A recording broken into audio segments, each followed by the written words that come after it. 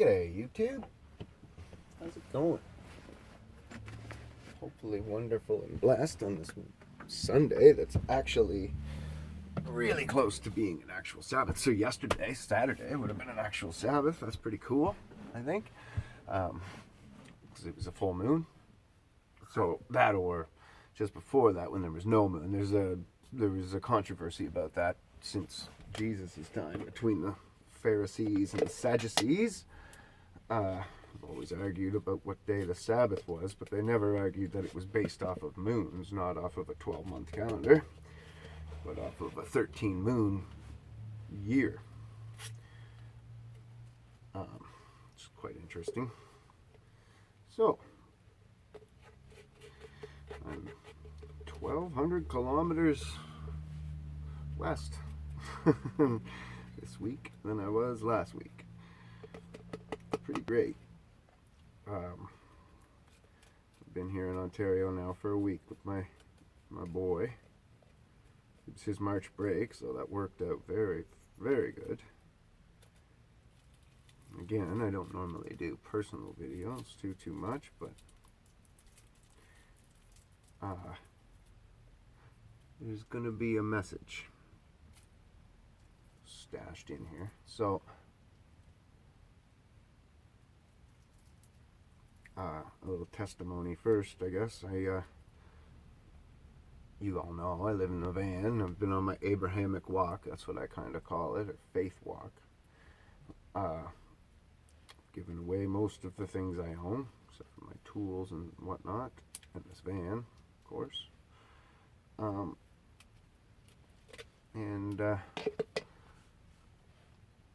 Gave up my job and dental and all that stuff.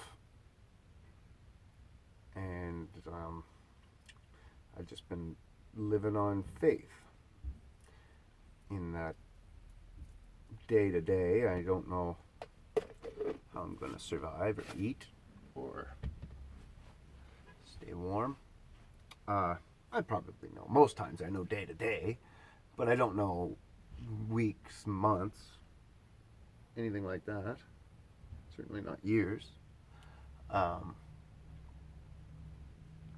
I could do a 5-year plan for myself. I'd love to, but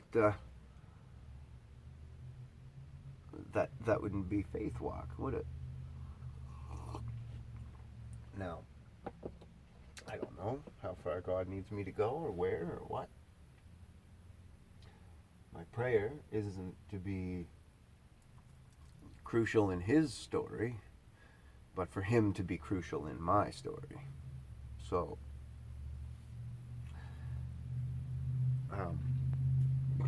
I'm just pushing to him, putting it all in his hands over and over again.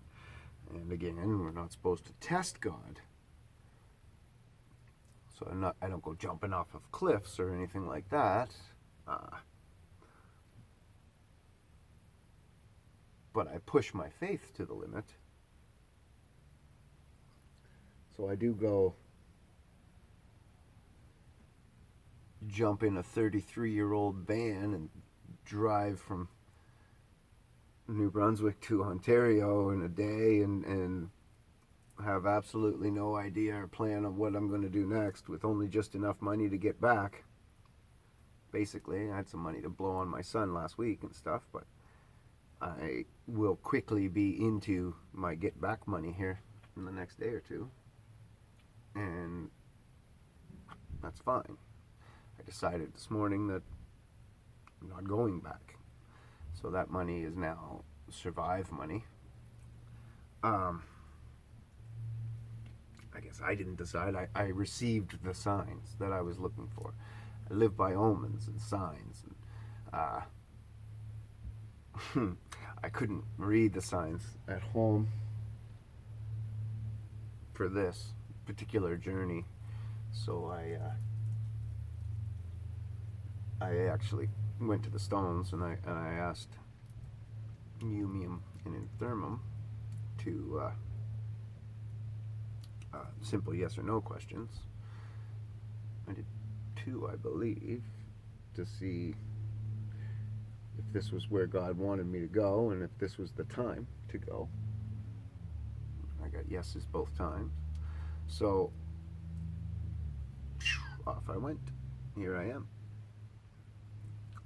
There's always an excuse to not do things, or a reason, or like, oh, it'd be a better time if I do it next week or next month or whatever.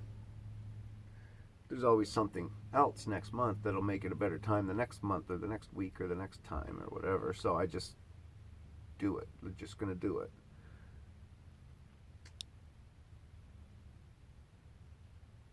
I knew I was staying for the week, guaranteed, but I didn't know if I was going to look for work. My big goal was to spend a little time with my son, which I've done, and to just be around him. Not so much suck up his whole March break on him or anything, but just got to hang out with him a bit, see what his life's about, see where he lives, and where he hangs out and things he does, all that kind of stuff, which is great. But anyway,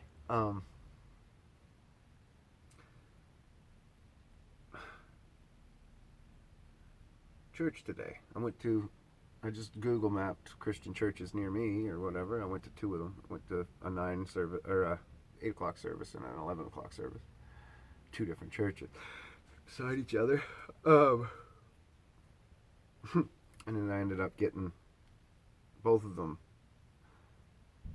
had the same message that I can do all things through Christ, which strengthens me. They didn't go on to do the no weapon formed against me thing, but that did come up. Because there isn't any weapon formed against us that can prosper. But that's also on my ring. But but God strengthening me, and that I can trust in Him, have faith in Him. A lot of message about and obviously they don't know me. I'm just some random guy walking in off the street, sitting in the back row. A lot of the message of traveling out and living in faith came up sporadically throughout and stuff, and just spoke to me. The second church, I really liked the preacher. He was really, really good. His service was really good. Relevant to today and relevant to what's going on in the world and stuff, and just a real good energy coming off of him. And good people there too. Older crowd than the first church. The first church was a younger crowd. But I had he was talking about Christ and or not God and being the light, and he was saying how the light can't exist near darkness or whatever, but it's darkness that can't exist in the light. And it just bugged me because he kept saying it backwards, and I was just like, no, man, it's like God is the light, and He's looking for you. He wants to be in your life. He's trying to be a part of your existence, and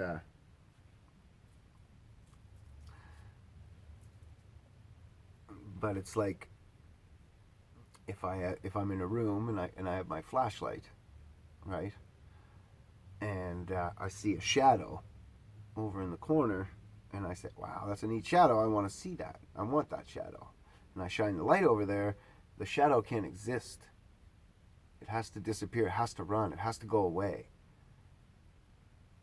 So when you're in sin, when you're in the shadow, God's trying to come to you, but you can't exist near Him. So you have to run. You have to be pushed away. You can't exist. That sin cannot abide near Him. It can't. He was missing his message. He was missing the click on his message because of that. He kept saying it backwards. And because he was saying it backwards, he couldn't bring that analogy of that God wants us home. You know, that God's pushing to you. He wants you. He wants to be in your life, whatever. He couldn't bring that home because he was stuck backwards. He was backwards on it. So anyway, still a wonderful sermon. Great people and good energy in the church. Wasn't a church, it was a school, which is neat. Elementary school, but it was a Christian elementary school, which was really cool, I think. The next one was in a church. And he actually mentioned the church that I went to first in his announcements or whatever, because all the churches in the area, I think he said 7 of them or something, they get together and do things together in the community, and they want to drives and stuff like that, and COVID's been putting off that camaraderie of all those churches coming together and all those people meeting each other in the fellowship and whatever else it is that they do, and catch it all. But anyway, he mentioned that was one of the churches. That was the one that popped up in his head that is part of it, kind of thing. Yeah, so that was quite interesting. And then I had a leak in my tire, but it got really aggressive yesterday. And then today it was even more aggressive. So I did some stuff for the X or whatever, and then buggered off to Canadian Tire to get it fixed. And while I was there, a gentleman pulled in a construction truck. He had all the stickers and stuff on, so I got talking to him, and they're hiring, looking like it's quite possibly, if I can remember how to make a resume, could be a job for me. Gonna have to try to do. Should be trying to get the resume today, if I could somehow. But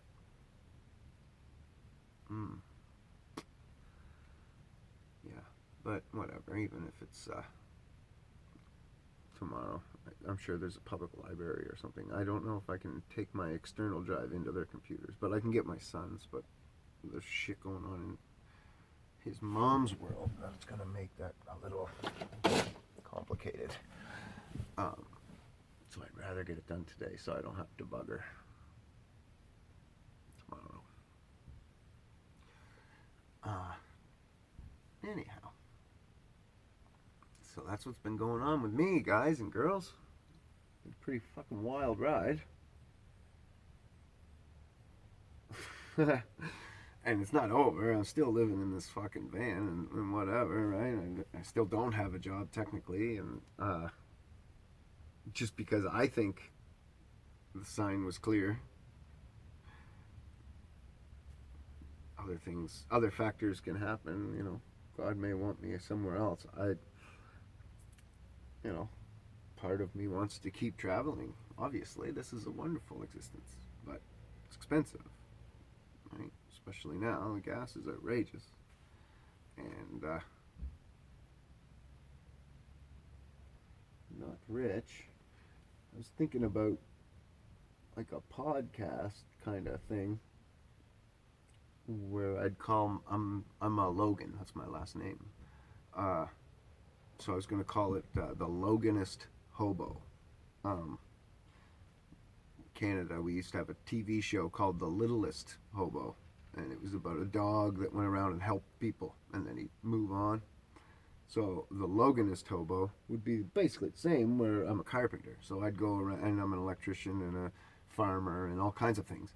So I could go around and just go find people who need me, who like single moms that are going through, or even families who are kind of going through maybe whatever, the farm's falling apart and they can't keep up or anything like that. Who knows? Whatever. I know a girl here somewheres in Ontario that runs animal shelter out of her house, and and her house is falling apart. So I'd love to go fix it for her, but I can't afford the materials or even the gas to get there. So I was thinking GoFundMe page and to get the materials and the gas to get there or whatever, feed myself while I'm there, and I'd go fix it all for her, and then hopefully find somebody else or get enough gas left over in the GoFundMe page to fill my tank and drive to the next person. Let people request me. You know what I mean? Like, tell me where you're at, and I'll try to get there, kind of thing. Uh, it's just a home renovation show, but it would just be that'd be my twist on it, where I'm just a hobo, basically. Um, Hobos are different than bums, right?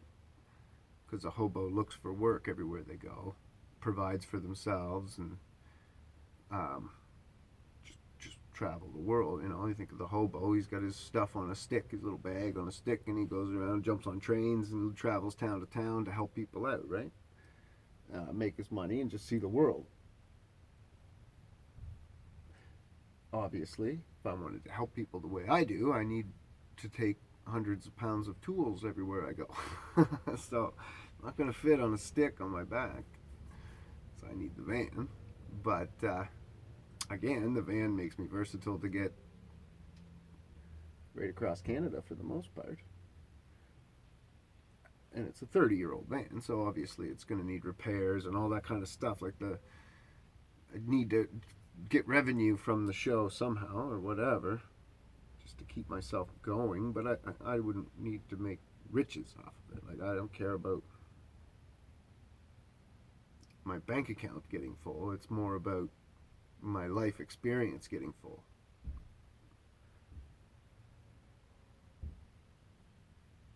And being able to touch people's souls like that too, and help them when they really need it, and show them that,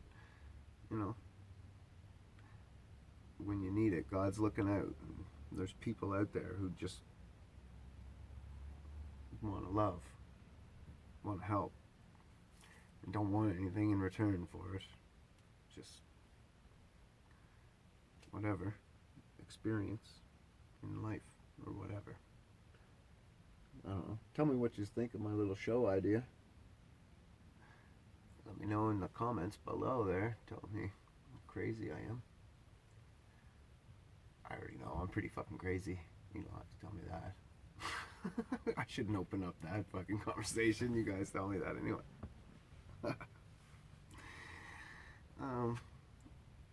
Funny. Anyway, have a blessed Sunday. God bless every one of you. I hope that your lives are happy and full of knowledge and wisdom and discernment and understanding. Those things are so important right now in this world of lies and deception. People think those words are all the same, but they're just similar. It's like hobo and a bum. There's very subtle differences that make huge change in what it is in the subject. So, whatever.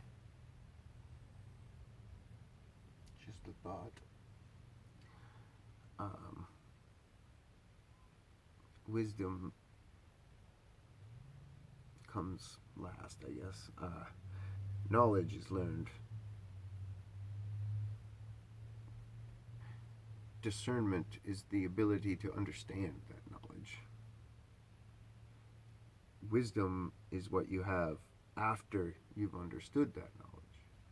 Knowledge, wisdom, discernment, understanding.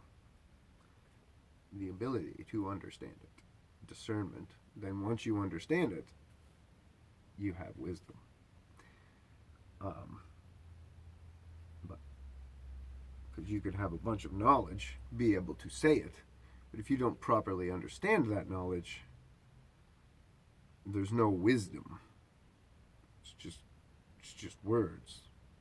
It's just you're a parrot, right? You can say things. It's like a computer. There's all kinds of knowledge in there, but there's no wisdom. It doesn't know how to process that knowledge to give you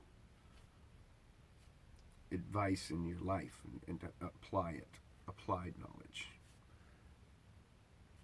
So,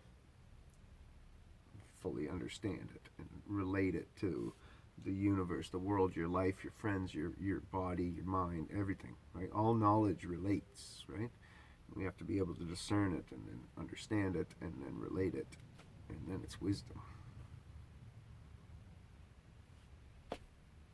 Or that's what I think. Again, let me know what you think in the comments below. I love you guys' comments, even the insulting ones and stuff. I still like them. I don't care. It's conversation. That's all. And I don't know. Some people, I don't know, you don't like the conversation or where it's going or whatever, and that's fine. If it insults you or whatever, that's fine too. Like, and if you want to be defensive about what you know, and I understand.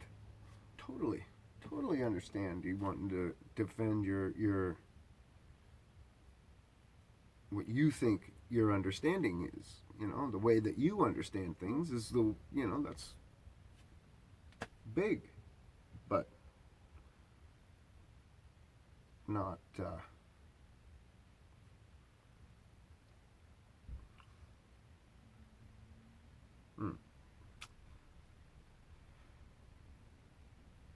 but not always the same as mine.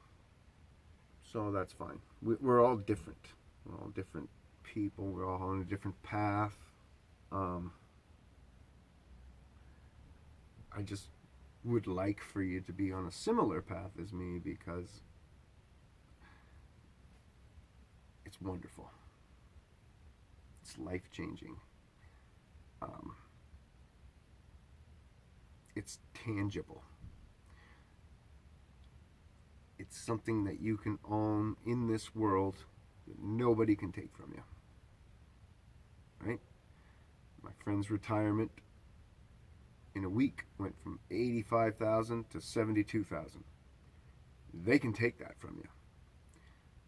A friend of mine, his building, the tenants beat up a bunch of stuff in it. Government came in, condemned the building, shut it down. You can't have renters. They can take it from you. Other people get behind on their property tax of a home that they've already paid for, generationally paid for. They can come in, call that bill on, call you, and just take it from you. You own your vehicle, but time's going to just take that from you. Eventually it's going to break down, it's going to rot, it's going to whatever, become illegal. This van has a very good chance of becoming an illegal vehicle to have on the road because it's so old, right? And they say, oh, carbon, blah, blah, blah, right? Emissions and this and that, and we got to go electric, right? If I can't get my hands on Stan Meyer's technology to convert this fucker to water, then they can take it. And then even still, if they wanted to, fuck. Right now I'm in Canada. Just for saying what I'm saying and thinking the way I think, Justin can go into my bank accounts, shut down my businesses, shut down my pages, shut down my life, and take away my fucking rights and throw me into prison without a trial. And they made these emergency things so that none of that's gone away. Like, it's all still there with the truckers, right? They didn't stop those emergency orders. So, they can even take my body. But I still have my experiences, still have my life. my soul will still remember. I'll still have my soul. My soul will still be in existence even if they destroy my body. It's not tangible. It's not real. What's real is in there. When that bird gets released from this body, it's a bird getting out of a cage. It's going to feel so much better and so much more free, and so stretch its legs for the first time.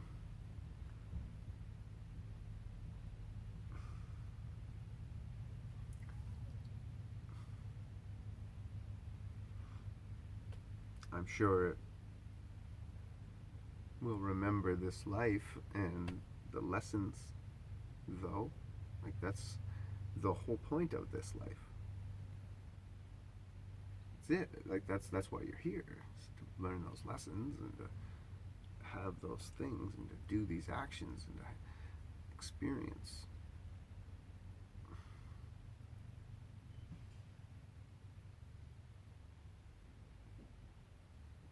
It's the only thing that's real. It's the only thing that's yours, that will never be taken.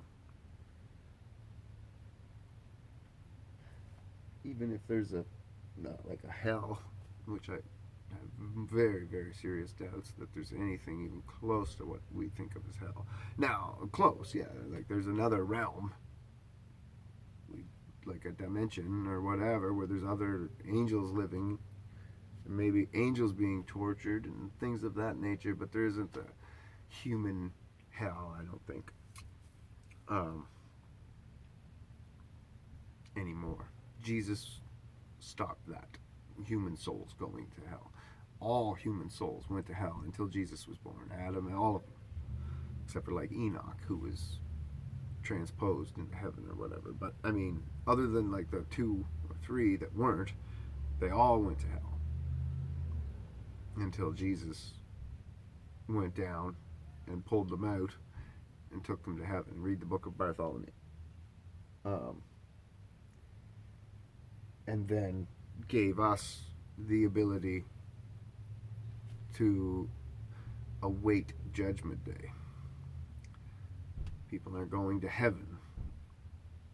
They're going to read the books of Enoch. They're going to the sorting pits, where your soul is stored until Judgment Day. And then they'll get judged and dealt with first on the day of judgment. They'll be the first ones. And then all the living Christian souls will be taken up, and they'll be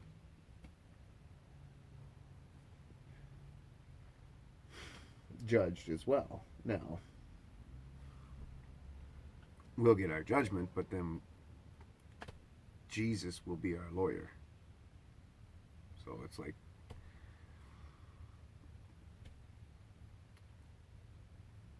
you won't be able to justify yourself or anything like that, but he'll step in. He's already stepped in. He already took it all, like, so it's all, he'll do it again. Keep up the good work, keep up the good fight, and he'll keep it up too. In the end, when it matters, you'll have him in your corner, and you'll be unstoppable in this world and in the next. Really, like, you can have the shit kicked out of you in this world with Christ. That's Satan's right there, and he wants to. And the more that you do, the more people that you save, the more souls that you touch, the more things that you do for God, the more he's going to know your name, and the more he's going to try to attack you or tempt. You're getting a lot of temptation.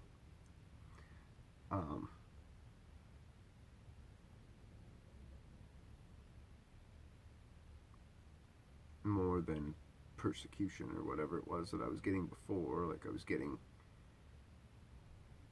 he just kicked the shit out of me or whatever. But then I'd dust off and pray to God, or cry, pray to God, and just say, well, I know this isn't you, Lord, and I know that, it's part of your plan and it's to make me better or whatever. And then push through. So he slowed down on that means of attack a little and tries more tempting means of attack. Those tempting means have a shit kicking at the end of them. If you fall into the temptation, you're going to get kicked in the stomach when you're on the ground at the end of it. But if you can avoid that, then you're